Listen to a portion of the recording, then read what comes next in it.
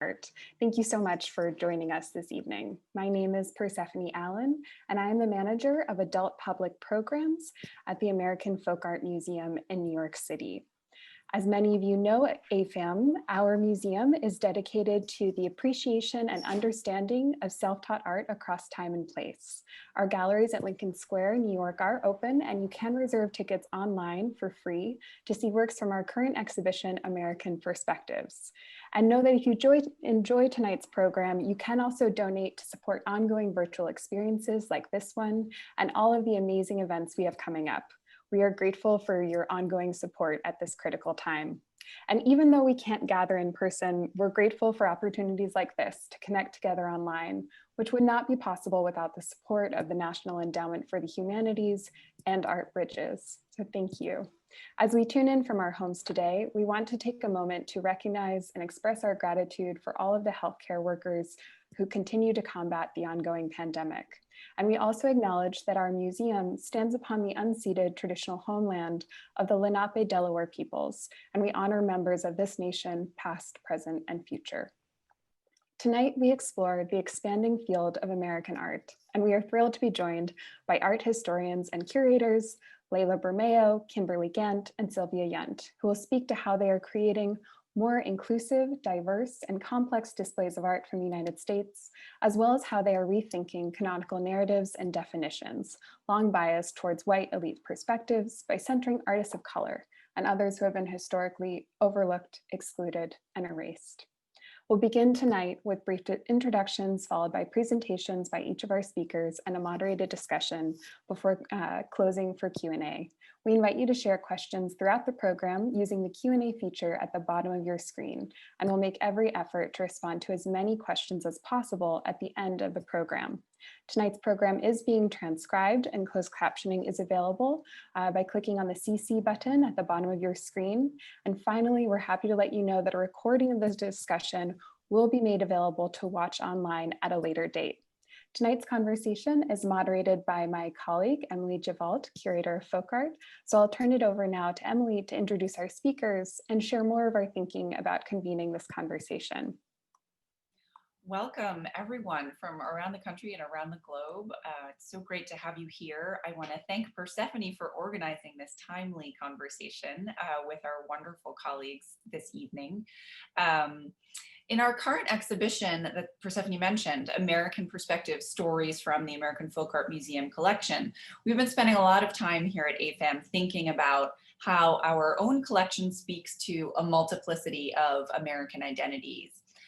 With this exhibition and with our collections more broadly, we hope to create a wide-ranging perspective, not on just what we have historically referred to as the American experience, but really on a plurality of American experiences.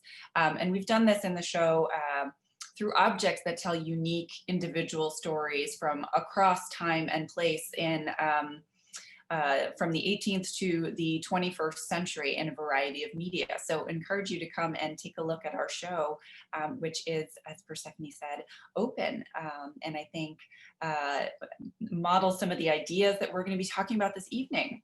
I'm so excited to have this incredible lineup of curatorial rock stars with us to share their views on how they approach in their own stellar institutions some of these questions of expanding the field of American art beyond its origins as a far more limited and limiting category that tended to be really restricted by the physical boundaries of the United States, as well as by boundaries of gender, race, and ethnicity, and other exclusionary constructions.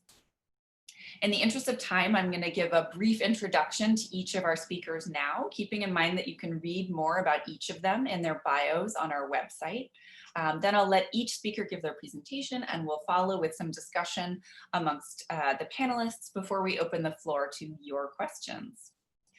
Beginning with our first presenter, I'm delighted to introduce my former colleague, Layla Bermeo, as the Kristin and Roger Servinson Associate Curator of Paintings in the Art of the Americas department at the Museum of Fine Arts, Boston. Since joining the MFA in 2016, Layla has organized several shows, including co-curating Collecting Stories, Native American Art in 2018. And in 2019, she curated Frida Kahlo and Arte Popular. Kimberli Gant is the McKinnon Curator of Modern and Contemporary Art at the Chrysler Museum in Norfolk, Virginia. Her many exhibitions include Wondrous Worlds, Art and Islam Through Time and Place, curated at the Newark Museum in 2016. Her scholarly work has been published widely in journals, exhibition catalogs, and academic books, including Anywhere But Here, Black Intellectuals in the Atlantic World and Beyond in 2015. Sylvia Yount is the Lawrence A. Fleischman Curator in Charge of the American Wing at the Metropolitan Museum of Art, where she is responsible for the administrative and curatorial oversight of the Department of Historical African American, Euro-American, Latin American, and Native American art from the colonial period to the early 20th century. She is currently co-curating exhibitions of historical Native arts, Winslow Homer, and the late 19th century New York art world. So how is that for a diversity of topics to speak to our speakers' wide-ranging backgrounds? We're going to get started with this evening's presentation with a discussion from Layla. Layla, take it away. Thank you so much, Emelie and Persephone, and thanks to all of you out in Zoom land for joining us. So I still consider myself to be one of the newer curators in the Art of the Americas department at the MFA Boston. I've been here for about 4 years. And this was a job that I had always wanted, because when we say American at the MFA, we mean that we are responsible for collecting, displaying, and interpreting art from across the US, Canada, and Latin America, including Indigenous and island nations. The Art of the Americas wing, if I could have the first slide, opened in 2010 as a dedicated space for the representation of art from across 3,000 years and the entire hemisphere. And many of you who have visited our galleries may know that these ambitions are not fully recognized yet. Much of our collection is made up of high-style objects created for elite white audiences in the United States. But it is the inclusive vision of the Art of the Americas wing that enables us to increasingly collect works by historically marginalized artists, to redefine expertise with thought partners inside and outside of our building, and to create projects like the examples that I'll be sharing with you this evening. Collecting Stories, Native American Art, if I could have the next slide, was the first exhibition that I worked on at the MFA. Funded by a grant from the Luce Foundation, it was one of 3 small installations focused on understudied objects in our permanent collection. My co-curator, Dennis Carr, and I were very interested in the fact that Indigenous art, including some of the works of Zuni Pueblo pottery and Absaluga beadwork that you see in this slide, were among some of the first objects to enter the MFA when it first opened in the late 19th century. But by around 1920, much of the Native art collection was deaccessioned or placed on long-term loan at ethnographic museums, as leaders of the MFA decided to increasingly focus on the, unquote, fine arts of painting and sculpture. This is something that Ruth Phillips and other scholars have referred to as the cleansing of American museums. We actually had to borrow back the pomo baskets that are visible on the far left from Harvard's Peabody Museum. For these baskets and all of the objects on view, we attempted to trace their lives, asking who made them, how they got to the museum, and what motivated their makers and collectors. To address these questions, we experimented with different interpretive strategies. Next slide. Nearly all of the objects or groupings had 2 labels, and you can kind of see near the bottom of this Dene wearing blanket. One label represented the collector's perspective, and the other offered a perspective from inside the community in which the work was made. The few works by white artists that we included, next, were field sketches, like this somewhat shockingly loose Albert Bierstadt, if you know what his work usually looks like. We included works like these rather than the highly finished sweeping landscape paintings created in New York studios during the period. We really had to rethink how we did research, knowing that publications on Indigenous art tend to be dominated by non-Native scholars. And so we reached out to living artists like Elizabeth James Perry and D.Y. Begay on the next slide to help us learn about these objects from the past. how the techniques of making were passed down across generations of artists, how their materials changed through encounters with colonizers, how these works of art remain connected to specific family histories and to the longer history of the natural world. Rather than displaying this Dene two-piece dress on the next slide, flat on a wall, following the conventions that were set by white collectors, we presented it on a dress form to evoke the way that the weaver originally would have designed it to be worn on a body. And this may seem like a small change, but it was actually the first time in anyone's recent memory that the MFA had presented a textile on a dress form instead of flat against a wall. So in addition to writing a label for this dress, designing a new CCG or sash belt for it, and helping to create the dress form, D.Y. Begay also shared a story about the significance of these dresses in her community. And you can kind of get a sense of how this story was presented in the gallery in a video on the lower left. D.Y.'s many contributions made this moment the most successful in the exhibition. It was universally beloved, even as we received harsh criticism for other aspects, because some visitors really hated this show. There were complaints that it navel-gazed and centered white collectors, that all of the objects were stolen, that the one-room space was pathetically small. I carry this feedback with me the same way that I carry the lessons from D.Y., because while this was by no means a perfect project, it was an ideal experiment for us, as it opened totally new possibilities for interpreting works that had been in our care for decades. Next slide, please. Working with a more recent acquisition, last year I organized Frida Kahlo and Arte Popular, an exhibition inspired by the remarkable Dos Mujeres, or two women, painting in our gallery. This double portrait of Salvadora and Herminia, the muchachas, or domestic workers in her mother's home, was the first painting that Kahlo ever personally sold. And so in this way, I think that we can think of it as one of her first truly professional works, a commitment to becoming an artist.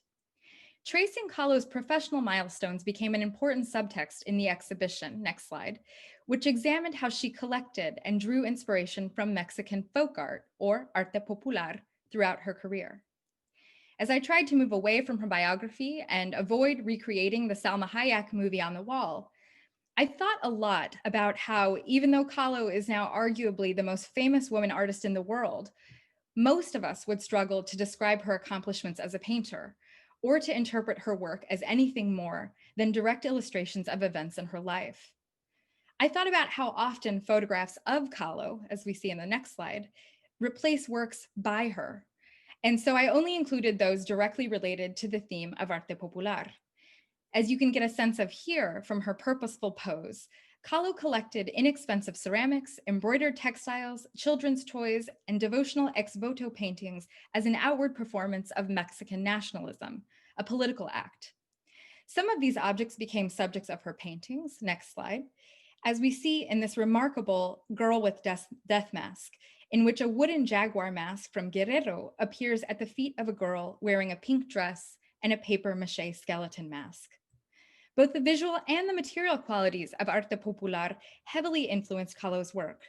A closer look, next slide, shows us how she used a metallic support in the style of traditional Mexican ex votos or retablos, which are like painted thank you cards to God and the saints that still fill Latin American churches today. On the right, we can see how Kahlo scratched away the paint to evoke the mirrored eyes of the jaguar mask. Such observations about her techniques are rare, because while there are stacks and stacks and stacks of books detailing Kahlo's illnesses and who her lovers were, many questions still remain about how she actually made her paintings. Similarly, while there has been much attention to the look that Kahlo cultivated, next slide, her braided hair, her embroidered huipiles or blouses, her jadeite and silver jewelry, considerably fewer studies have been done here in the US on the origins of these garments.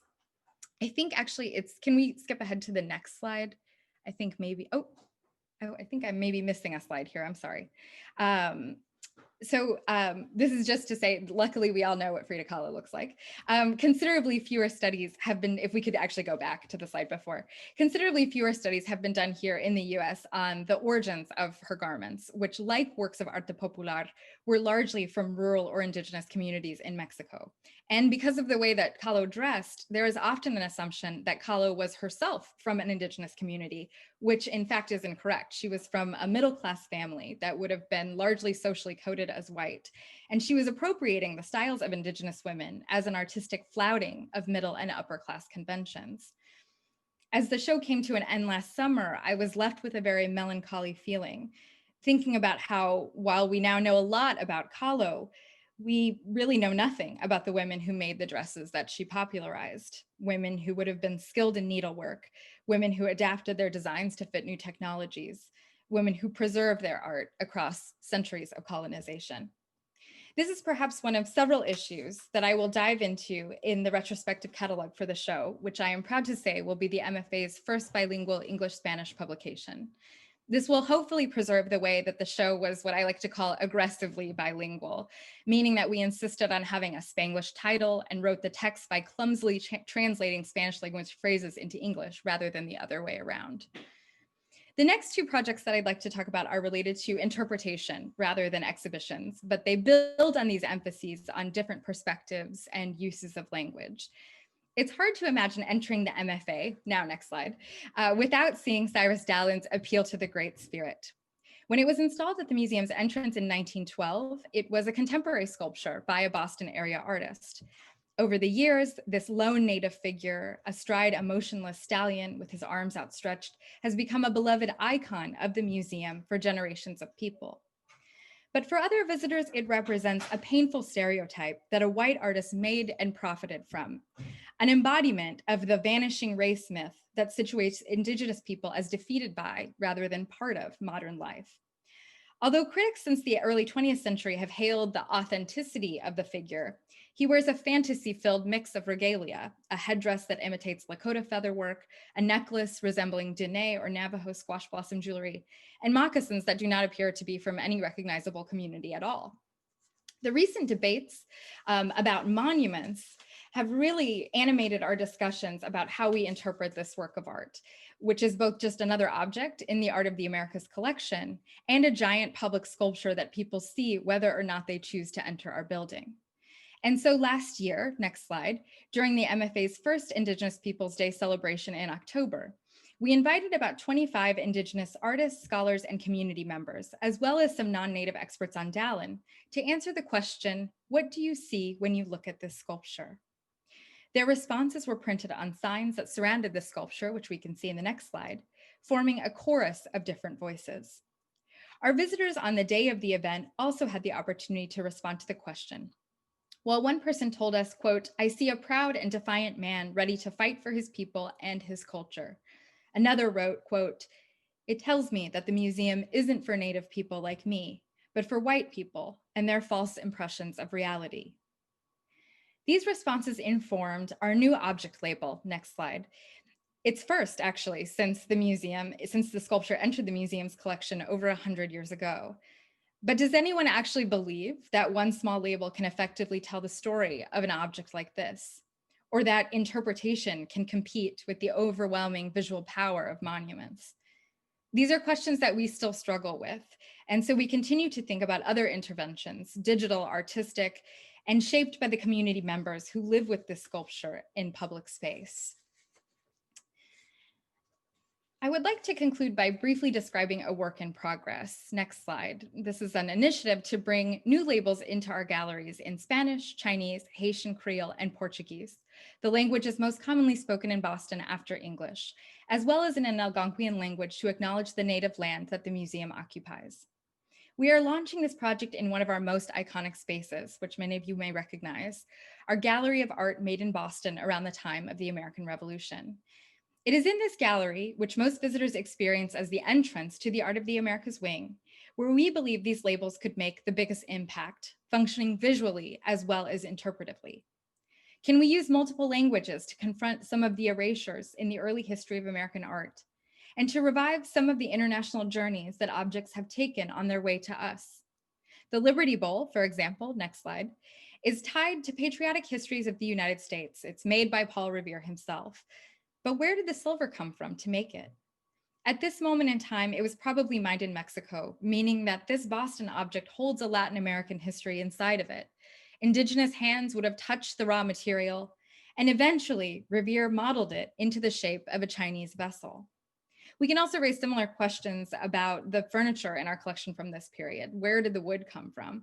Much of it would have been harvested in Saint-Domingue in present-day Haiti. And what would happen if, instead of focusing our label, next slide, on Isaac Winslow, the subject of this painting, we asked Wabanaki people to help us consider the landscape of Maine, their homelands, in the background that he's pointing to. We not only aspire to welcome our local communities, but also to reorient the works of art in our care, opening them up to tell new narratives that might resonate with people who have not seen themselves in our galleries. We are also not using professional translation services for this project, but instead collaborating with MFA staff members. Next slide. People we work with who know Spanish, Chinese, Haitian Creole, Portuguese, or an Algonquian language. And we are not asking them to mechanically translate words that we write, but instead inviting them to join conversations to help us determine the stories that should be told, and encouraging them to create sensitive translations through consensus. As many museums rightfully worry about diversifying their staffs and the perspectives visible in their galleries, the impulse is often to look to experts outside of the museum, which has positive effects of bringing in fresh visions. But at times, I think it can also unwittingly ignore the diversity that already exists within institutions among educators, security guards, food service workers, IT departments, and other museum workers who are not typically involved in creating content. Re-envisioning American art in museums requires, I think, as much of a shift in the roles of museum workers and how we interact with our communities, as it does a change in how we recontextualize the works of art themselves. Thank you so much. I look forward to hearing more in the discussion, and now I'm super excited to turn it over to Kimberli.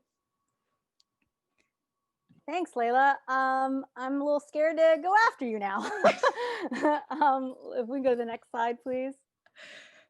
So just to take a second to orient you, this is the Chrysler Museum of Art, and I'm really excited. I just also want to thank Emelie and Persephone for inviting me to speak this evening.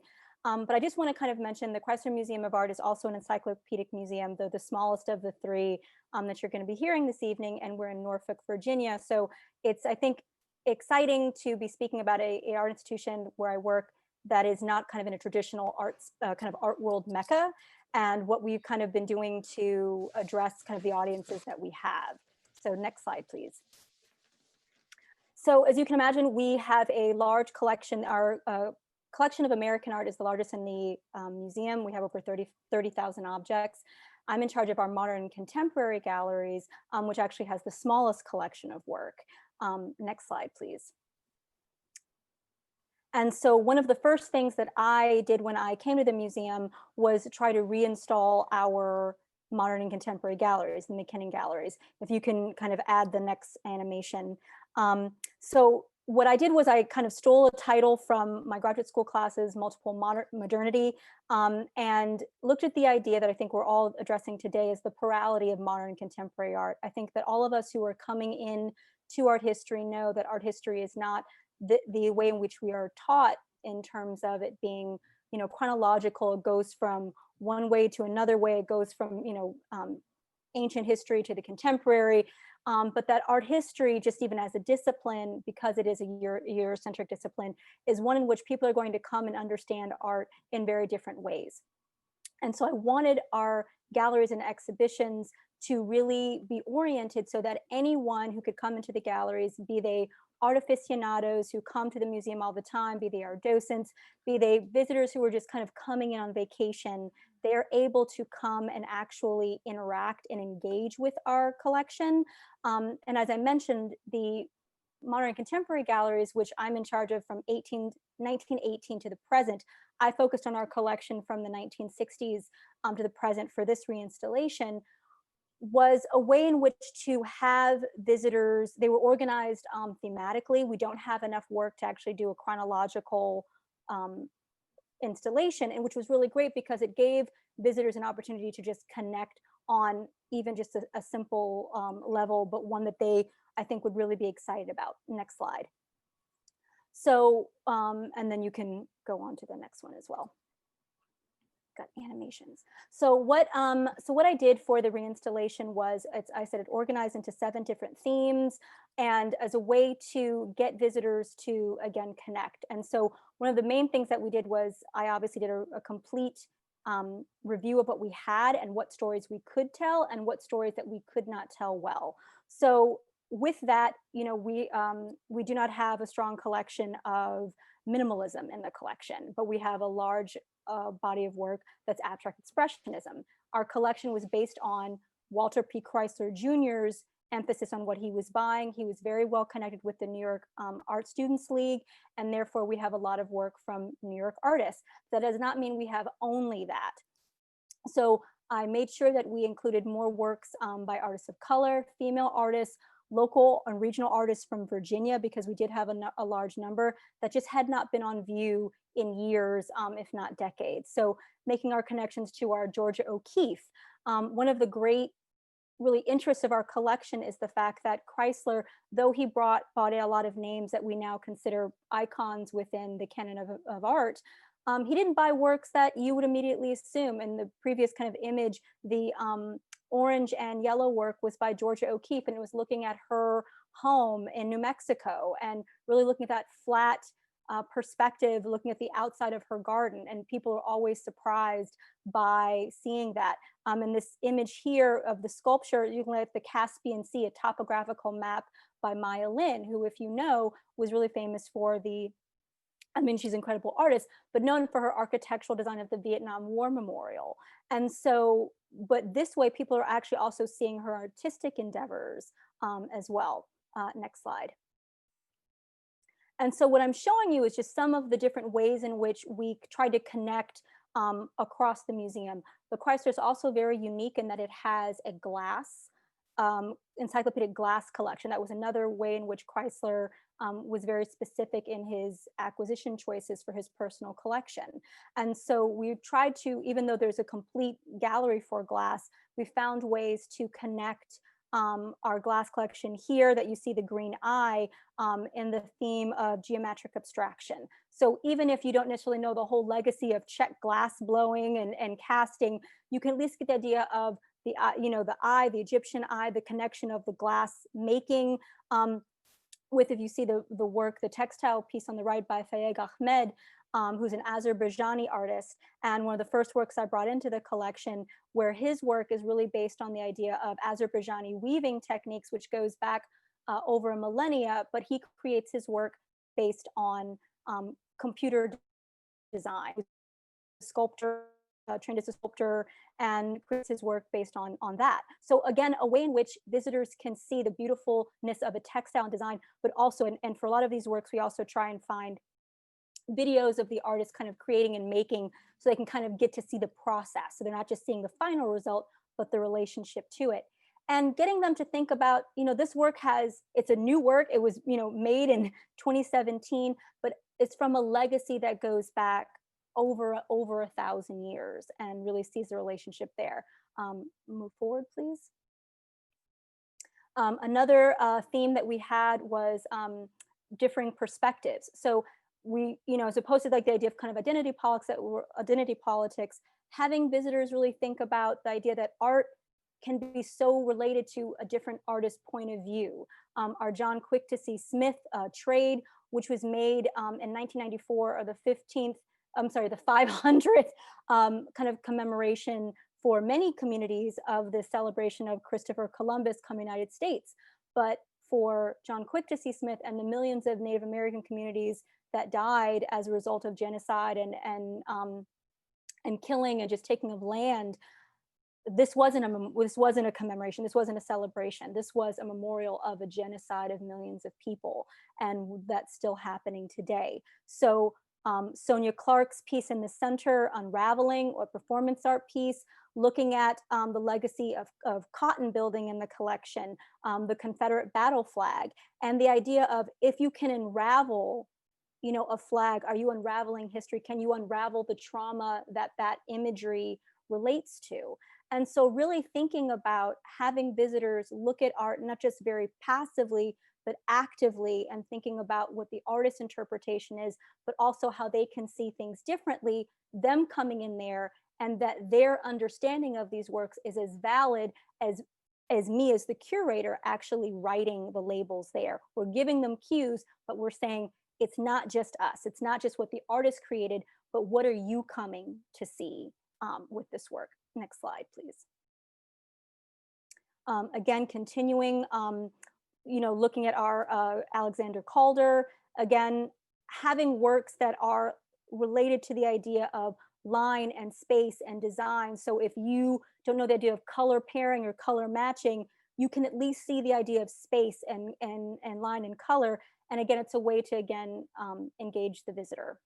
Continuing, please.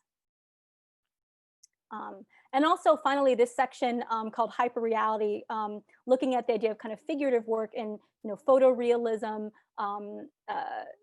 digital realism, hyperrealism, and so also having art be fun. I think that we as curators and as scholars think so much of the seriousness of work, because it is. It's very important. These artists are pouring out their ideas, but artwork can also be fun. We have a David Rosen work that is looking at the legacy of manipulation of videos. And so we have so many people come into the video work and just look at in front of it and just play and move their arms, and they can be distorted. And it's just fun for them too. It gives them an opportunity to not be serious. Moving forward, because I only got a couple more minutes left. So I'm gonna look at this for a second and then move forward one more. And move forward once. Thank you. So the last two things I want to just really quickly talk about are some of the also strategies that we're looking at. So we've developed a program that we're rolling out called Double Takes, which what we're doing is we're asking visitors to kind of look very actively when they come into the museum. So this is a new acquisition that we're putting out on view. On the left here, you see Fred Wilson, American artist who's really known for his projects mining the museum. And again, having viewers think very differently about museum collections, many ways in which Layla articulated beautifully. And this is a new work, and it's paired with the original print that Wilson is manipulating, which is an image of the Camp of Massachusetts 6th Regiment from Suffolk, Virginia, which is basically a map of the 6th Massachusetts Regiment, a Union regiment that was stationed in Suffolk during the Civil War. And on the right is the original print, and Wilson's has taken that print, kind of reprinted it and put an overlay on it, which, if you saw on the last slide, has a little cutout. And the goal of what the original print was to really show viewers of the North, to have them follow what was happening during the Civil War, but also ideas of what camps look like, showing the idea ideologically that the North was going to bring orderliness. The camp is very orderly, therefore the Union was going to bring a lot of order to the South. And so talking about that, what Fred Wilson wants us to also think about is also the idea of labor, and that the way in which the original context of what the print was supposed to do also ignores a lot of other information that you can see in the work. And he highlights that by cutting out what you see as an African-American female laundress. So not only thinking about the legacy of African-American peoples in the work, women's labor during the Civil War, African-American labor during the Civil War, and the larger conversation of what information are we giving out as scholars, what information are we receiving, and connected, what information is being received and forgotten or ignored by audiences. So again, having us think about what we're presenting and what we're not presenting as strongly. So continuing on, one more. And then another double take that we're connecting to is looking at this work. This is in our American galleries that's being presented through my colleague, Corey Piper. The painting on the left is Angels on the Battlefield by Emmanuel Gottlieb Lutz from the 19th century, and Hale Woodworth's Sergeant Carey and the Death of General Shaw. And again, this is in a gallery that's actually dedicated to the Civil War area and Reconstruction. So again, talking about generally a period of American art that has caused a great deal of trauma, looking at how artists from different walks of life presented it. Again, this spans, over 80 years, almost 100 years difference, but looking at the idea of whose narratives are being presented and not, who helped contribute, the death, just thinking about all these connections, not just in terms of what separated us in relation to Civil War, but what also really connected us. And moving forward, this just gives you a more detailed shots of the image. Continue. And then finally, we've brought out we're also really examining our Native American collection. We have a small one at the museum that has not been on view in many years. We're actually working hopefully to get a grant to really do some strong behind the scenes research on there. But these are 3 works that we've definitely brought out. James Martin, who went by Chief Silvermoon, his painting, Indian at Sunset on the right, my left and my right. And I was actually able to, doing research on this work, found a online discussion about his work, and then was able to get in touch with his grandson and do an interview with one of his grandsons, talking about his grandfather's art practice and the incredible history that I would have never known about this individual. So this really just gives you a way in which we're trying to present works that have been in our storage and tell these alternative and counter narratives and just different narratives. And then last thing I'll say is on the left, yes, left, 2 works by Pueblo artists. We have the larger piece, which is by the husband and wife team, Maria Martinez and Julian Martinez, and then the smaller piece by Severa Tafoya, in terms of the Pueblo ceramic black on black works, which I'm just finding incredibly fascinating. I'd known about it very kind of tangentially, but have gotten really, really excited to learn more about the whole legacy of all of these women from the Pueblos, in New Mexico area, that were just working with each other separately, but learned from each other, and just an incredible history that we are lucky enough to have works in the collection to really talk about, and also talk about that arbitrariness of craft and fine arts. So I think I just have one last slide just to kind of slow through, but I'm also going to hand this off over to Sylvia Yount. So thank you.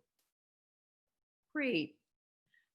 Thanks, Kim. Thanks so much. Thanks everyone for organizing this incredibly timely program. And I just want to say I'm a huge fan of all the institutions represented on this Zoom call tonight, and lots of connections between all 3 institutions that I think you'll hear more about as we go on. And just speaking personally, as a specialist in late 19th and early 20th century American art and culture, I've long had great interest and focused attention on lesser known men and women artists, as well as artists of color. And I've done this really in an effort to reconsider and reframe the so-called art historical canon, a theme of tonight, by developing American collections and exhibitions that highlight a far wider range of figures and works, both transformative and textural. And I brought this commitment with me to the Met in fall of 2014. What you see here is the interior of our great Englehart Court, our spectacular court where I am not tonight, unfortunately. And then this rallying cry by Holland Cotter, which appeared in the New York Times roughly 5 months after my arrival. And it really resonated with what I hope to do with my colleagues in the American Wing. And since then, I'm very pleased to say that our department has noticeably evolved our collecting focus and programming to be far more expansive and inclusive, and our efforts are ongoing, of course. For those, just to give you a little bit of background, for those of you who don't know, I know we're from all over the country and world tonight. The American Wing is one of the largest of the Met's 17 curatorial departments, and the only Western collecting area to regularly blend so-called fine and decorative production throughout roughly 75 galleries. Today, the Wing's holdings of some 20,000 objects represent colonial to early modern, mid-17th to early 20th century, African, Euro, Latin, and Native American painting, sculpture, drawings, and decorative arts, as well as historical interiors and architectural fragments produced by both highly trained and so-called self-taught artists, both known and unidentified, adding up in effect to a museum of a broadly defined American art housed within a global museum. Next slide, please.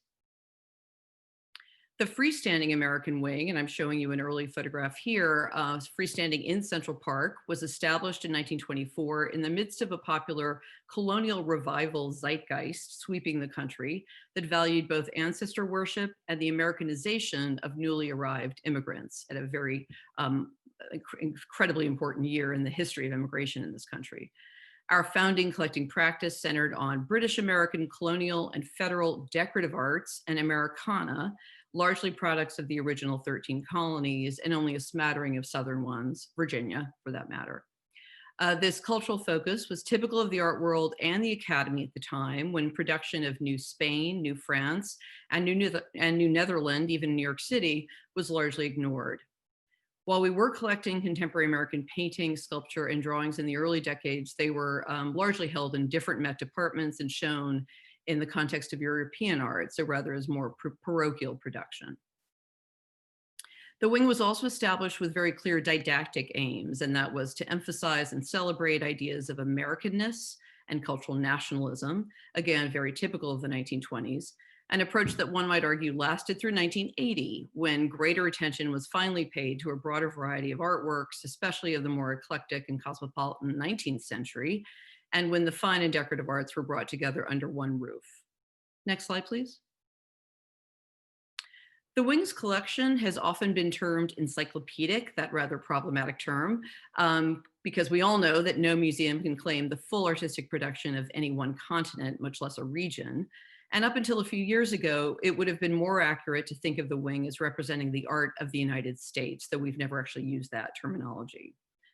While our mature holdings feature many textbook examples like Emanuel Leutze's epic Washington Crossing the Delaware, featured in this composite image here, I believe they take on an even greater significance and complexity when juxtaposed with a more expansive array of objects, particularly by women and artists of color, whose work has not always been fully embraced by major museums in the past. And as the Met marks its 150th anniversary year, along with the MFA, both founded in 1870, the American Wing, along with other departments at the museum, is more intentionally addressing absences and asymmetries in our collection and experimenting with different approaches to confronting challenging histories. Next, please. One way we're doing that is through special exhibitions, such as the recently closed Jacob Lawrence, The American Struggle, organized by the Peabody Museum in Salem, Massachusetts, that at the Met was a collaboration between myself and my colleague, Randy Griffey, in the Modern Contemporary Department. The traveling exhibition, which I hope some of you were able to visit in person, featured the leading 20th century African-American artist, little known but highly relevant mid-1950s, Crossing the Delaware panel, emblematic of the radical counter-narratives Lawrence was intent on telling in his focus on the contributions and experiences of regular people, that is, including people of color and women in our founding democracy. Next slide, please. Another installation marking this rather unprecedented year of 2020 explored the centennial of the ratification of the 19th Amendment, which afforded most, but not all, as you know, American women the right to vote. In addition to hosting the Wing in the Wing's Englehart Court and a truly inspiring production of Gertrude Stein and Virgil Thompson's The Mother of Us All, the mid-20th century opera about Susan B. Anthony and the suffrage movement, we are also featuring, in relation to a display of our acclaimed Mary Cassatt holdings, a case of suffrage memorabilia once owned by Louisine Havemeyer, the great friend and patron of Cassatt, who did so much to build the Met's collections overall, a story that's also traced in the current Making the Met exhibition. The Wing's diverse examples of art by women, which continue to grow, range from late 18th century Anishinaabe beadwork to early 20th century bronze sculpture, an art historical span that in effect parallels the course of women's suffrage in North America. And I'm pleased to say that with our all-female curatorial department in the Wing, there's a real commitment to expanding the representation of women beyond canonic works, such as this much beloved mother and child composition by Cassatt. Next, please. The impressive depth and breadth of the American Wing's collections gives our department a unique opportunity to tell more expansive and nuanced stories of American art, life, identity, both through our mature holdings as well as new acquisitions that broaden gallery narratives for our visitors. And when I arrived at the Met, I prioritized strengthening the work of underrepresented artists of color in order to do just that. For example, my first acquisition for the museum was the circa 1890 oil by Charles Ethan Porter the only 19th century Black artist in America to specialize in still lifes, and one of the first to exhibit his art nationally. Porter studied in New York and Paris and painted this work at a time when the watermelon was increasingly being recast as a symbol of virulent stereotyping. An earlier symbol of American abundance in visual art, the watermelon during the Civil War period was particularly associated with free Blacks who grew and sold the fruit as a symbol of their emancipation and self-sufficiency. By reclaiming the American subject at this charged time, Porter challenged a contemporary racist trope. And thanks to Emelie for reminding me of an early 19th century double portrait by Ami Phillips in the American Perspectives exhibition that features a slice of watermelon in a compelling detail. Soon after purchasing the Porter, we were lucky to be able to acquire this pair of mid-19th century Hiawatha and Minnehaha marble busts by the complex multiracial sculptor, African-American and Native American Anishinaabe, Edmonia Lewis, works that have allowed us to propose new storylines about artistic identity, practice, and interpretation in relation to other depictions of Native subjects by male Euro-American artists. A year later, the opportunity to pursue this iconic early 19th century portrait by Joshua Johnson, America's first professional Black painter to earn a living from his art, came to my attention. Apparently self-taught, the formerly enslaved Johnson pursued his work in the competitive art world of Baltimore, living in the Fells Point area populated by Quakers, abolitionists, and African Americans. Johnson produced the bulk of his production between 1803 and 1815, with more than half featuring children, white children. Emma von Naum is arguably his most ambitious and engaging portrait of an individual child. Next, please. Pursuing this interest in building more inclusive collections in artists of color, in particular in the decorative arts, has been a bit more challenging due to fewer available works by identified Black artists. So we were understandably thrilled when one of our American Wing supporters agreed to lend us their magnificent mid-19th century stoneware jar by the enslaved literate potter David Drake of Edgefield District, South Carolina, a work we've since been able to add to the collection. Most importantly, the Drake vessel has challenged us to directly address the historical narrative of enslavement by thinking creatively about material culture in our Civil War and Reconstruction eras and legacies gallery, which in many ways encapsulates our current approach to display and interpretation in the wing. Previously, this gallery featured the most representations of African Americans as subjects in our collection. For example, iconic canvases by Winslow Homer, painted in Virginia both during and after the war, but no works by artists of color. That's now changed due to some strategic acquisitions, particularly this monumental 1858 stoneware jar by the enslaved potter and poet. As you see in the image left, the work is displayed between two different well-known depictions of the radical abolitionist John Brown, who seems to be having a moment in this country's historical reckoning. At left is a painting by the late 19th century Philadelphian Thomas Hovenden, presenting the martyred Brown heading to his execution, and at right, the mid-20th century Kansas artist John Stuart Curry's variation on his mural in the State House in Topeka, depicting the controversial figure as a violent freedom fighter during the Bleeding Kansas campaigns of the 1850s, two works that really reveal how Brown's legacy has shifted over time.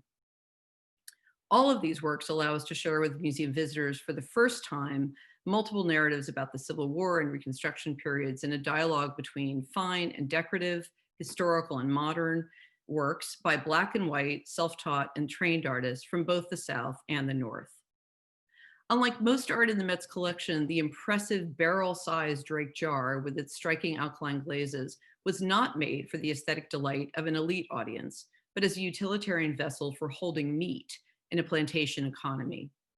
That it's inscribed with Drake's poetic verse at a time when it was illegal for African Americans in South Carolina to be educated, as whites feared that literacy would lead to insurrection, makes this work an even more astonishing act of subversion and individual agency. It's a remarkable survivor that opens the door to a host of complicated issues, such as what does it mean for an art museum to celebrate a work by an enslaved artisan, likely produced under duress, and how should it be interpreted? I'm excited that my colleague Adrian Spinozzi, pictured here, is organizing a landmark exhibition of Edgefield stoneware for the Met in fall 2022 that will probe these questions, a show that will travel to Layla's institution in Boston later that year, And this will be the first major effort of its kind to be seen in the Northeast. Most of this work is fairly well known in the South, but it's not been examined fully in the Northeast. It goes without saying that making these visible dark histories visible now feels that much more urgent at this time. And I should add that it was really exciting to see an earlier example of Drake's work of a different scale and glaze featured in the American Perspective show. Next, please. In fact, I'm not going to linger too much here because I think we're going to discuss this in the questions and question and answer. But what feels particularly relevant to me for tonight's conversation is this conventional museum categorization of such work as folk or vernacular, a term we prefer at the Met, as many of our best known canonic artists were also self-taught. Recently, we explored dialogues between different generations of 20th century makers, trained and autodidacts, in a display that addressed the popularity with American modernists of so-called authentic creative expressions. For example, pairing the stone sculpture of William Edmondson and works on paper by Bill Traylor with Robert Laurent and his tour de force carved wood chest commissioned by the family of the leading folk art collector Hamilton Easter Field. We're also showing together 19th century artists with different types of training, for example, Edward Hicks alongside Thomas Cole. But I think these modernist conversations offer a really relevant context for understanding the ongoing debate about whether such distinctions still matter. And then just very briefly, I know I'm coming to the end of my time, I just wanted to review a couple of the more dramatic aspects of the evolution of how we're defining American art in the wing. The next slide, please. And that is that we're no longer focusing solely on work made by Euro-Americans, but also by African-Americans, as I've demonstrated, as well as Latin and Native American individuals. Here I'm showing you a gallery that's a landmark initiative by our Latin American specialist, Rhonda Castle, that really probes not just where and what is American art, or not just what is American art, but where is American art by looking at colonial Mexican art in a more hemispheric way. And next slide, please. Some of you may also know about the 91 Promised Gifts from the Charles and Valerie Dyker of historical Native North American art that debuted in the wing in the fall of 2018 in our Art of Native America installation, an ongoing display that marks the first time Indigenous art has been shown in the American wing. Next, please. The Dykers collection represents all major forms of Indigenous artistic production from more than 50 cultures, most dating from the late 18th to the mid 20th century. That's really aligning with the wing's chronological parameters and their particular strengths in woodlands and Southwest material. And then just to move to the next slide, please. By adding these Indigenous American works to the department, we're very excited by this because it really allows us to look at this distinctive production, not only in a focused way, such as in the Art of Native America display, but also in conversation with works by Euro-American artists, much as you see Layla and Dennis had done at the MFA. For example, I wonder how many of us have noticed the figure at the far right of Loitza's iconic canvas, bedecked in Indigenous woodlands clothing, that appears to be an Anishinaabe shoulder bag, suggestive of one in the Dyker collection. And I think such a detail in this Loitza, this iconic painting, really opens up this well-known, well-studied painting, creating fresh dialogues between native and non-native worlds. And just going to show you one last slide, a reminder of how we're doing this across chronological boundaries as well. I hope many of you had the opportunity to visit, had been able to visit the Met since we reopened in August to see this still on view extraordinary commission of 2 monumental history paintings by the Toronto-based Cree artist Kent Monkman that was produced in partnership with Randy Griffey and Modern Contemporary, and his really recasting iconic works from the Met's American and European collections. And then just the last slide, please. We're looking to do more of these efforts, both in historical, modern, contemporary, native, and dialogues with African-American, Euro-American artists as well in the years ahead, with the recent appointment, very exciting appointment, just 8 weeks ago, of the Met's first ever curator of Native American arts, Patricia Marroquin Norbi, who joined the staff of the American Wing. And we look forward to partnering with her and working with her in the years ahead, as I said. And I'm gonna end there because I know there's a lot of good stuff to discuss between the 4 of us. Yes, thank you so much. Thank you so much, all 3 of you, for such engaging discussions and really behind the scenes look into what you're all working on and thinking about at your institutions. Before we get into some discussion questions between the 3 of you, I want to encourage our audience again to please feel free to add your questions in the Q&A, and we will be addressing those towards the end of the program. But let's start with a question that I think I was really struck by Layla, your comment about having to borrow back from works that you had originally held, I guess, in the early 20th century at the MFA. And that struck me that it really speaks to the long reach of decisions made by colleagues of generations past, and that also popular trends and academic trends, museum trends can all really have a major impact for decades. So I'm curious to hear a little bit more about this from each of you, because I think you've touched on this all implicitly, but I'd love to hear you discuss together how existing popular ideas or ideas in the art market, categories formed by private collecting, by the art market, and by previous generations of scholars continue to perhaps provide obstacles that might be a little bit, that might be resistant to change. Categories I'm thinking of, like Native American art, like folk art, craft, and any other manner of category that just does seem sort of driven forward continually by multiple stakeholders. How do you push back against that and reshape in the face of decisions that have kind of structured your institutions? I love that you picked up at that as well, Emelie, because if you're like super museum nerd, the like really fun thing to look at on the label for that exhibition was actually the acquisition numbers, because it showed when the object came into the museum. So I think the Pomo baskets came in around 1916. When they were deaccessioned, which was around 1920, meaning that they only spent about 4 or 5 years in the MFA's collection. And then when we had to borrow them back in 2017, 2018 from the Peabody at Harvard. And so those 3 numbers actually already trace this kind of history that the object itself won't immediately tell you, right? So it was important, I think, for us to be able to open up those stories to our visitors through various strategies. I would just say, to your larger questions about categories, I think they can be helpful or not helpful, right? So for us at the MFA, for a long time, there wasn't an American art department. And even while my supervisor, Erica Hirschler, in her time at the museum, she was a curator at one point or worked within the Department of Paintings, where it was just paintings. So it was, but that didn't include, of course, like paintings from Asia, like it included only like American and European paintings. So that category was broken down eventually, and there was an American department, and then eventually an Art of the Americas department, which I would say, again, as I mentioned at the beginning of our talk, has actually been an incredibly helpful category, right? Because we do not have to, at some other museums, I think curators have to work a lot harder to make arguments for why you would want to acquire a Frida Kahlo or a Miguel Cabrera or whatever, but that's already fit into our mandate. And so in that way, the category has been very helpful.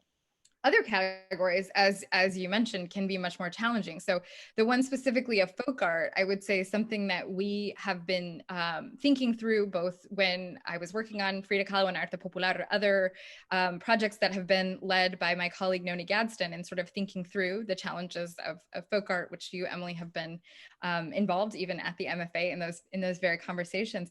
It's really a dealer term, right? Like there are very few examples of artists who are like, hey, I'm a folk artist and I make folk art. Like it's actually something that has largely been imposed from the outside.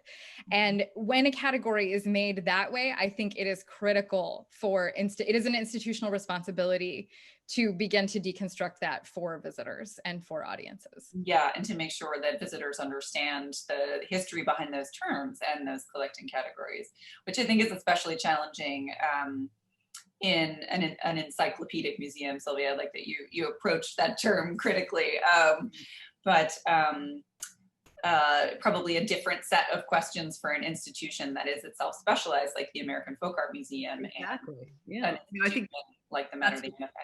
Sorry, that's what's so interesting about the group tonight, because we all have such different institutions, different collecting parameters, different contexts, different audiences. Though obviously, the MFA in Boston probably sharing more in that area. But I think just looking at those early histories, I mean, our first DNA textiles actually came in with our brown furniture from some of the same collectors, in fact. And our founders of the American wing, Robert and Emelie Gevalt, had a much more expansive and kind of hemispheric vision. They collected Talavera pottery. And again, they considered it folk pottery. They called it folk pottery.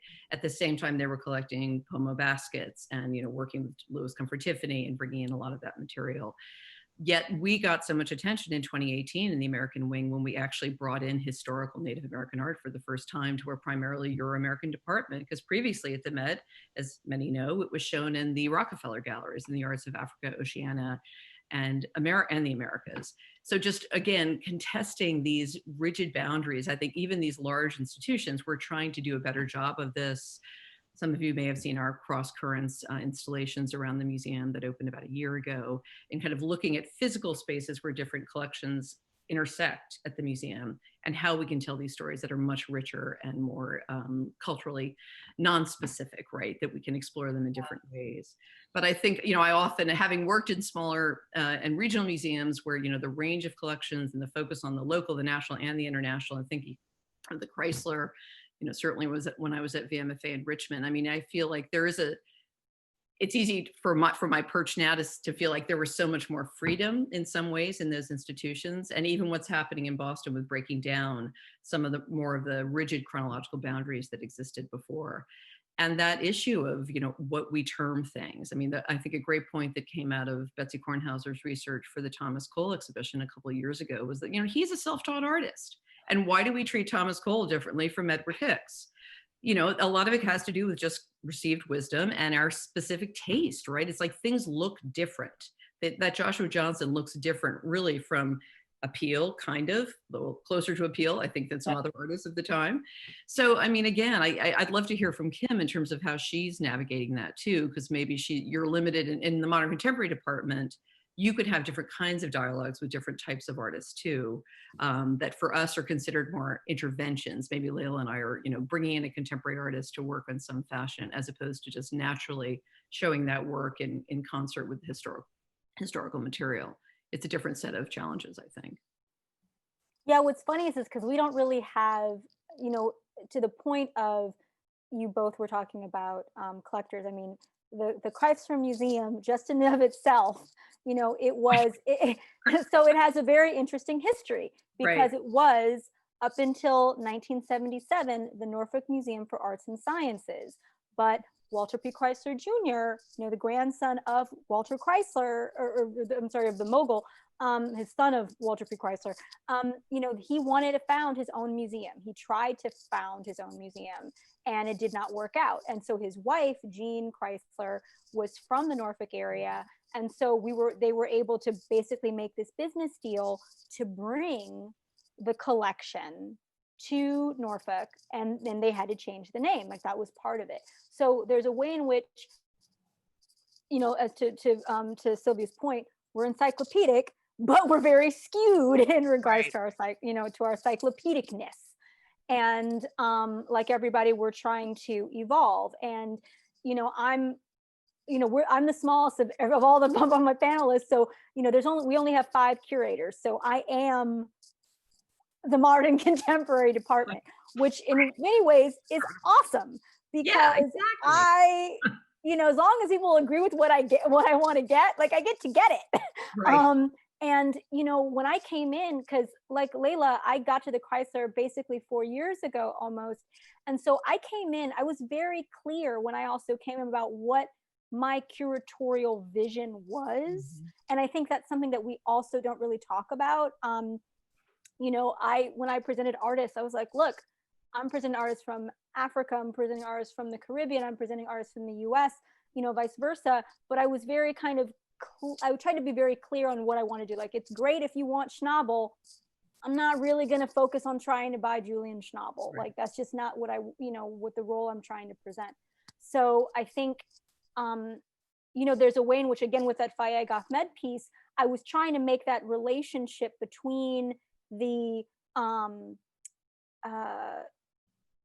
legacy of, you know, the kind of craft, like Azerbaijani carpets and the legacy of what we used to call Oriental carpets and all of that.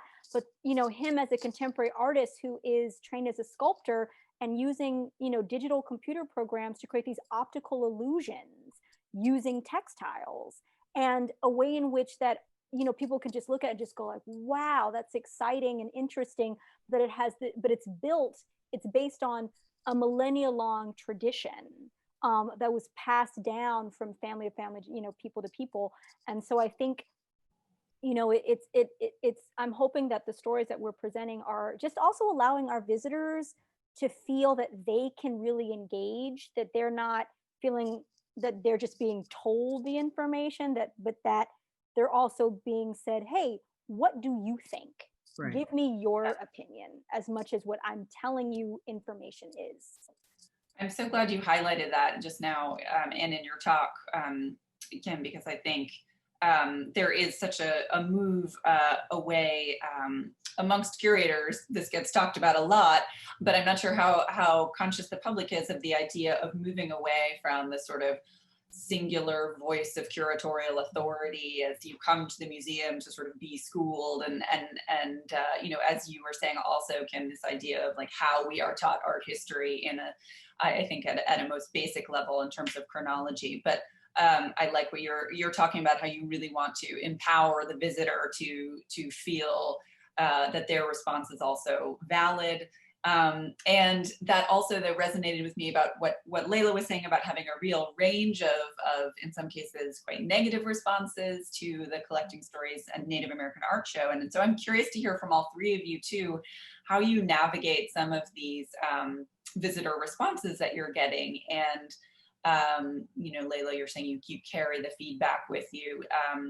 What do you do curatorially when you receive negative feedback, or when you receive the feedback that you didn't necessarily expect, or you have a visitor response to something that you've put forward that is different from what you intended or what you thought you might hear? Are there other particular examples of how visitor responses have impacted your thinking?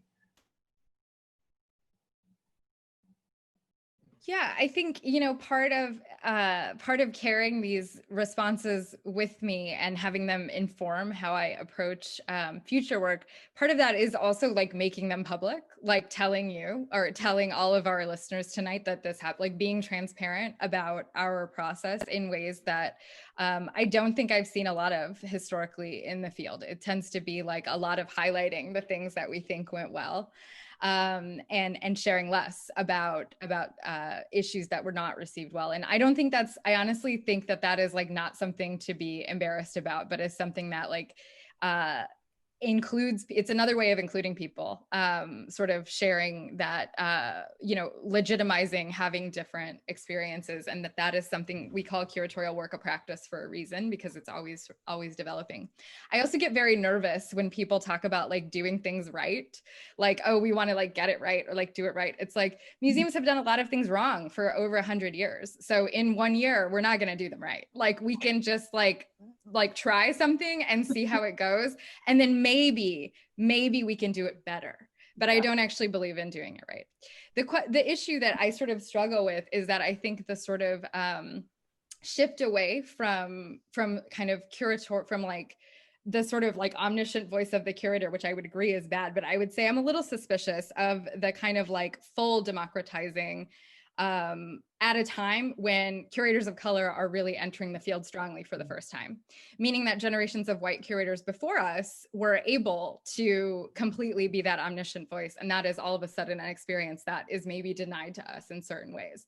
So I think it has to do still with kind of, you know, empowering our visitors, but then also like making space in the field for curators also who are coming up from marginalized backgrounds, and ensuring that they are also having the experiences that people before them have had. That's a really interesting point. It strikes me that there's a connection there between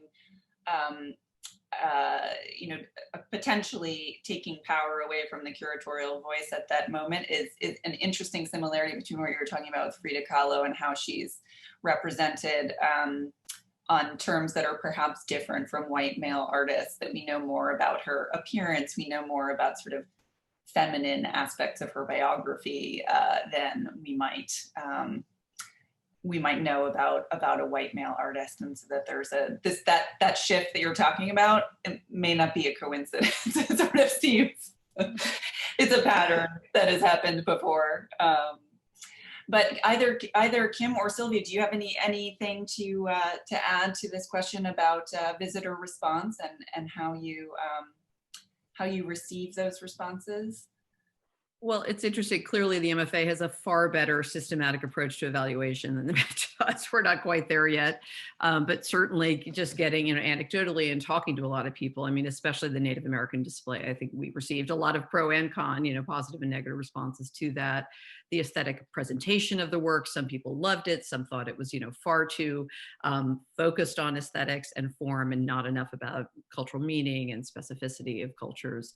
And then just something as simple as these Native Perspectives label project. I think all of us are exploring labels and interpretation in different ways, and as a way to just not necessarily undermine the expertise of the curator, but to augment it, to bring in different perspectives. So not necessarily fully community-based, but for us, that was so critical to bring in a host of Native American tribal leaders, artists, contemporary artists, specialists, academics, to respond to these representations of Native subjects, very problematic representations in some instances of Native subjects by Euro-American artists.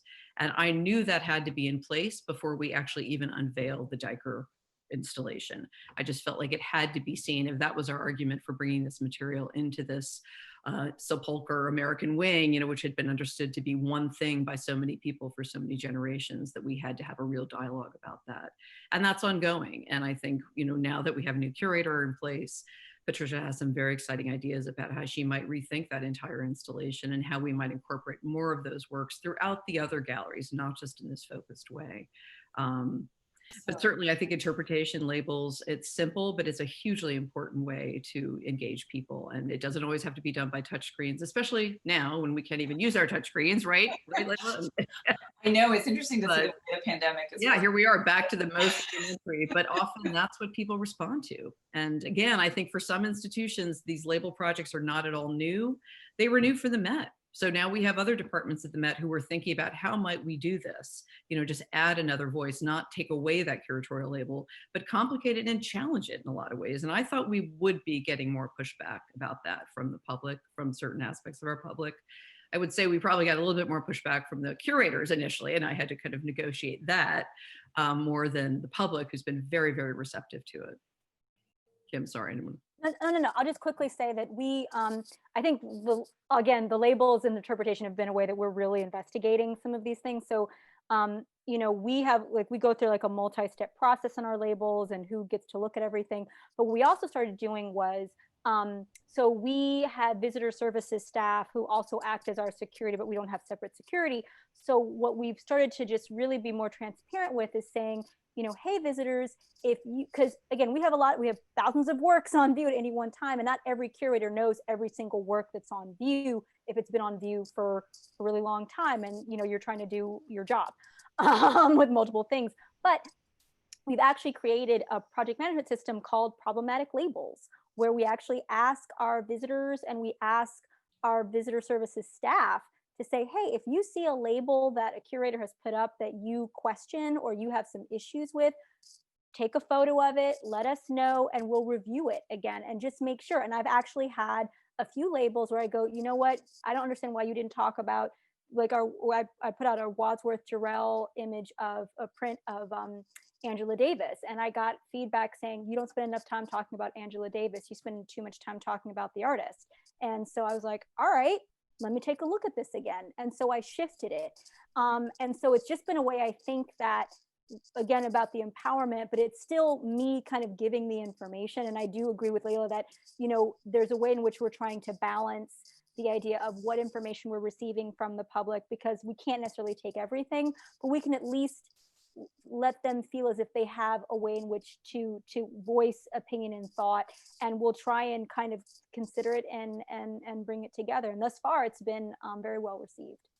So, That's a great segue actually to our audience Q&A, because we have some questions on a similar theme. I just want to encourage everybody, if you have questions that you want to add to the Q&A, go right ahead and put them in the box. I will be directing our panelists' attention to them.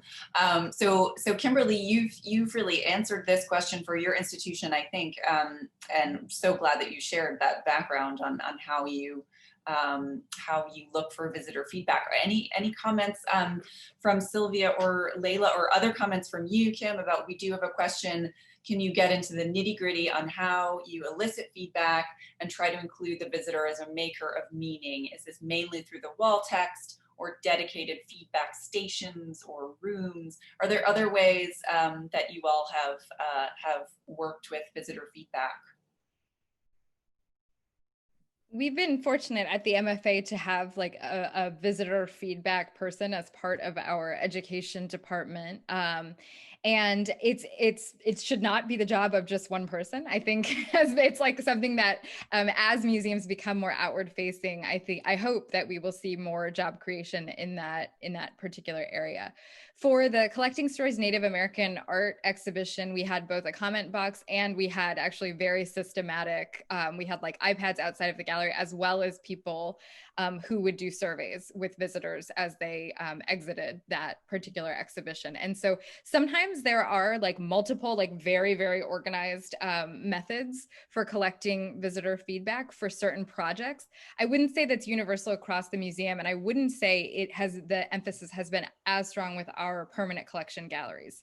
For the first time since the wing has been opened in 10 years, we now have a wall text outside of the Art of the Americas wing that says, like, what do we mean by Art of the Americas? Because it's something that was really not explicit. Like, unless you knew that we were trying actively to not only represent art from the United States, there was actually nothing to tell you that that's what we were trying to do. And so included in this text, we actually now have an email address and we have an Instagram handle. And in both of those places, we actually solicit visitor feedback. And we've been encouraging people to take photographs for Instagram, to take photographs of things that they see, including problematic labels, like what Kimberli was explaining. And so we're hoping that, especially through digital devices and things that are accessible to many or most people, we'll be able to sort of engage more one-on-one with our visitors as well. That's great. I have a follow-up question for you, Layla, actually. Someone commenting, I like the way the MFA Boston has invited dialogue regarding the Dallin sculpture. What has the aftermath of that yielded? Yeah, so a lot of different things, I would say. So similarly, just to pick up on that last thought, it will have a digital life where we continue to encourage people to respond to that question, what do you see when you look at the sculpture? Through Instagram. A great blog post actually on it over the summer, was that yes, right? Written by Joseph Zordon, who is first year student at Harvard and was our intern on Collecting Stories Native American Art, which seems like yesterday, and in fact was like years ago when he was an undergrad. But so there's the blog post, and we're actually planning a dedicated Dallin website that will have just those responses and also continue to collect responses. We're hoping that the next phase will be something that will be more visual, because all of that is great, but people don't actually see it when they look at that sculpture. And after doing the intervention last year with the signs, the sculpture now looks painfully neutral to me when I look at it. And so we're hoping that that feedback will not only inform us, but perhaps also inform future works of art, artistic responses to the sculpture. So not just curatorial staff, but also inviting outside artists. That's great. Here's another one for all three of you, considering the pandemic. In what ways are you including, well, and not just considering the pandemic, but also a widespread awareness to issues of disability, illness, care as perspectives when you're writing interpretation material? How is that something that you're thinking about?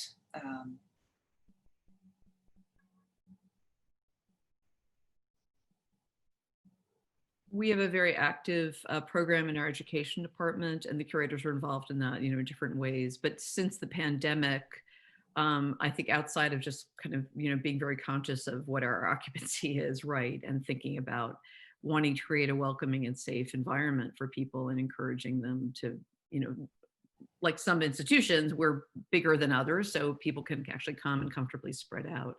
But we've been so cheered to see just how starved we all were for not just spending time with artworks, but for spending time in the company of people engaging with artworks. And that's been such a joy for me to see how the Met has really turned into a New York institution again, because we don't have the national and international visitorships. In terms of interpretation, I think very just logistics of how we install galleries now, how large our labels are, how we space them. I mean, that's something I think all of us will be facing, not just in the months ahead, but in the years ahead. And that certainly had a huge impact on our design practice at the Met for now. Yeah, I would also say, oh, Kim, I'm sorry, you go. No, go ahead. I was just going to say, I also think virtual programs like this are actually really tuning into issues of self-care and mental health, and making sure that we're taking breaks to connect with one another if we're not yet able to convene publicly in spaces with others, as you were saying, Sylvia. Kim, go ahead with what you. No, I just was going to say it's an interesting idea about thinking this moment in regards to, care in all of its ways for the labels. Like, I know that we haven't really thought about that specifically. I do think, this moment is having us really more move forward and advance how we need to kind of look at our interpretation plan. It was already 10 years old, so like we knew, when it was like 5 years old, so we knew we have to kind of really adjust it. But also, kind of like Layla says, we're investigating, getting more multilingual labels. And so how are we going to do that? Are we going to put that in, we're going to have like 6 different labels on one piece? Or are we going to make it virtual?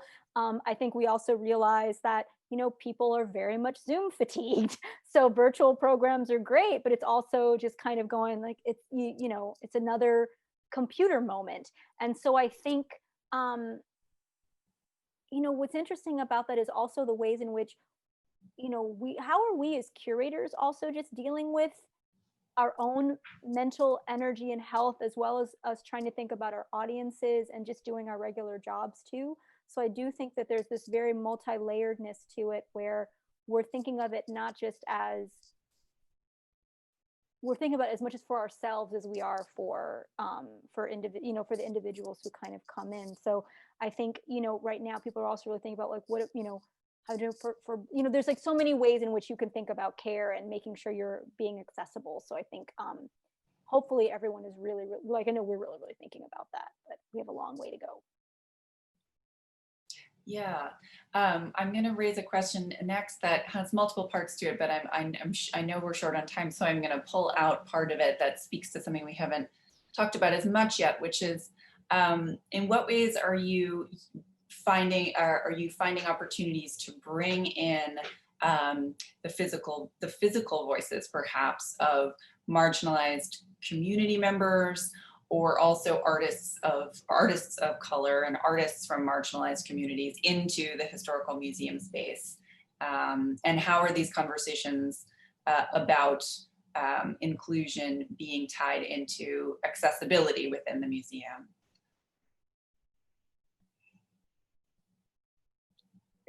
We're all doing that clearly in different ways, whether it's actually putting an exhibition together, commissioning an artist like Ken Monkman at the Met, doing a lot with performance, I think, for the American Wing, because we happen to have this great privilege of having a beautiful public space, a contained, skylit the Englehart Courtyard, which is a very popular space, a destination in the museum. And it's also a spectacular space for performance, for music, for dance, for spoken word, a little more challenging.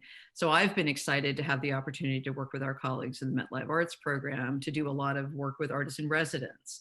How do we just, again, activate the collection that we have without transforming it? It takes some time to transform a collection. So I think working on those different levels through interpretation, performance, certainly exhibition, and then inviting curators and contemporary curators at the institution and outside to work with us in those ways. I'll say what we have done is, so I did a kind of a commission project with a young San Antonio artist, Michael Menchaca, and there's a small black box space that is directly across from our Mesoamerican galleries. And so I had, and his work does a lot with doing digital animation and kind of relief sculptures based on Mayan and Aztec codexes. And so what I had him do is actually come and actually create a commission work installation based on our Mesoamerican collection. So we actually almost, it was kind of this look and see type of thing where people could go into the Mesoamerican galleries, look at the objects, and then see them digitally and see aspects of them digitally animated in the box. And so then, or they would look in the project space, the box, see the animation, and then go try and find it in the Mesoamerican. So it was a great way to kind of get them moving. I also think right now we've tried to really activate more of our outdoor space, like pretty much everybody, so people can go in the galleries and do that, but trying to do more bringing people together, but in a socially distant way on our outdoor spaces, because Virginia's got some great weather for longer. So let's take advantage of that. So that's been helpful. I would just add that this question is making me think about some of the changes that we've recently made to our intern program. So the MFA this past year, we now are fully committed to only offering paid internships. Our programs for high school students have actually always been paid for about 15 years, but now it's whatever level, high school, college, graduate, et cetera.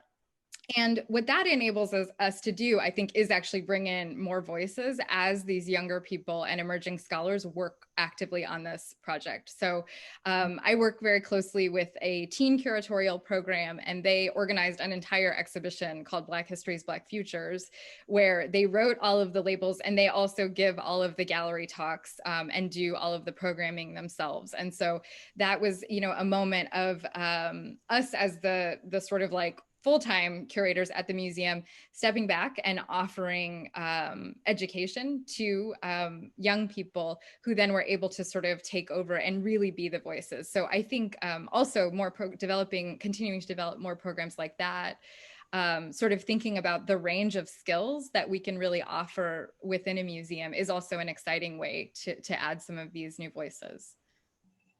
Yeah, absolutely. And I think that addresses another question that we had, which perhaps others will want to comment on, but in what ways are you seeing differences in responses between patrons and participants of different ages and from different communities? And are there particular ways that I'm adding my own thought here, but are there particular ways that you kind of mitigate really strongly contrasting opinions between different members of your constituencies? I think you have to bring people along. You know, you kind of have to really start where they are and try to understand. I mean, that was a challenge for me, no question, when I first got to the Met with a certain amount of experience and, you know, commitment to doing things a certain way and encountering, just a sense that the Met is a very unique institution and it has a storied history, and we respect that, and we have extraordinarily, you know, canonic, mature collections. So how do we start inflecting those collections? You know, how do we think strategically about acquisitions? How do we think about staff, bringing in the different voices, whether it's working more collaboratively with other departments at the institution? All of that was a part of a big change, and not just in the American wing, but the year I came in, Tom Campbell was certainly leading that effort. We're doing more of that now, certainly, and it's exciting to see that it's become a real mandate at the Met. So we may be a little bit of ahead of the curve in the American wing, but it's really exciting to see it much more broadly embraced. So I'm thrilled about that, but it's an ongoing effort. It's an ongoing effort, and you will be surprised by people's responses sometimes, as I've found. And sometimes it is, you know, opening that door through performance versus maybe just, you know, a brand new collection area that you're focusing on. But even the people in my extraordinary supporters who maybe just didn't understand why we were showing Latin American art, you know, colonial Mexican art in the American wing, or what does it mean to bring in historical Native American art, emphasizing that it's not about displacing those collections they love, but about, you know, making them more interesting, enriching them, making them more complicated, so we can tell these richer stories that will just speak to a much broader audience. And that's been fairly well received, I'd say. That's so wonderful. I see we're at just 1 minute past 7:30. So I think unless any of our other panelists have any burning notes that they would like to add, that is a wonderful note to end on, and such an engaging conversation this evening. So many exciting initiatives that you're all working on. I can't wait to visit each of your institutions as soon as possible. And we're so grateful to all of you for joining us this evening. It was really a pleasure. A lot of fun. Thank you so much. To everyone who's still here on the call with us in the webinar, there will be a survey going out. We love to hear your feedback. We love to hear from you. Thank you so much, Layla, Kimberli, Sylvia, Emelie. This was just a fantastic conversation, and one that will give us all food for thought, I think, in the week to come. So thanks again. And we look forward to seeing you all online soon. Stay well. Thank you. Thanks, everyone. Have a great evening. Thank you.